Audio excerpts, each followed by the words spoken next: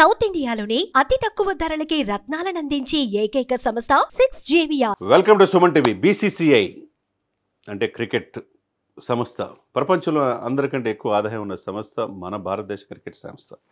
అదేవిధంగా ఐసీసీఐ మనం చూసాం. ఏదేమైనా క్రికెట్కి లార్డ్స్ మనం ఒక తల్లి లాంటిదని మనం అనుకుంటాం. ఆ తర్వాత భారతదేశం క్రికెట్కి ఇచ్చే ప్రాధాన్యత ఏ దేశం ఇట్లా భారతదేశం లాగా. 1983లో ప్రుడెన్షియల్ కప్ కొట్టాం, కొంత కప్పు సాధించగలిగాం. కొంతమంది కెప్టెన్స్ ధోని ఆధ్వర్యంలో రకరకాలుగా ప్రయత్నాలు, సచిన్ టెండూల్కర్ లాంటి, రాహుల్ ద్రావిడ్ లాంటి వాళ్ళు, గౌతమ్ గంభీర్ లాంటి వాళ్ళు చాలామంది క్రికెటర్స్ భారతదేశానికి వచ్చి వెళ్ళారు. ఇప్పుడు ఈ క్రికెట్ మెయిన్ ఒకటైతే బీసీసీఐ ద్వారా ఇప్పుడు ఏదైతే ఆదాయం బీసీసీఐకి లభించిన ఆదాయం 9,740 కోట్ల ఆదాయం అంటే ఆశ్చర్యంగా ఉంది. ఈ 9,740 కోట్లు ఎలా వచ్చినాయి అంటే ఒక ఐపీఎల్ ద్వారానే 5,760 కోట్లు వచ్చినాయి ఒక ఐపీఎల్ ద్వారా.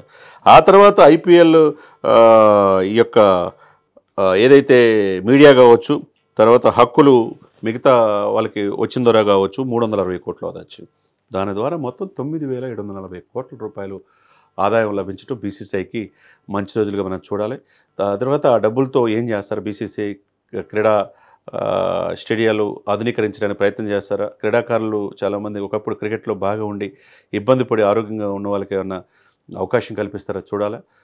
ఏదైనా కానీ దేశం క్రికెట్, ఎందుకంటే 49 కోట్ల మంది భారతీయ ప్రజలు క్రికెట్ని ఆరాధిస్తున్నారు, లైవ్లో చూస్తున్నారు వీక్షకులు.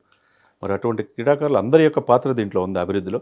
ఐసీఐసీ అంటే ఈ ఐపీఎల్ వచ్చిన తర్వాత ఎక్కువగా అంటే ఒక వేలవెరి అనుకోవచ్చు, ఏదైనా క్రికెట్ మీద ప్రేమ అనుకోవచ్చు, విపరీతంగా చూస్తారు. విదేశీ క్రీడాకారులు కూడా ఈ ఐపీఎల్లో ఆడుతూ ఉన్నారు.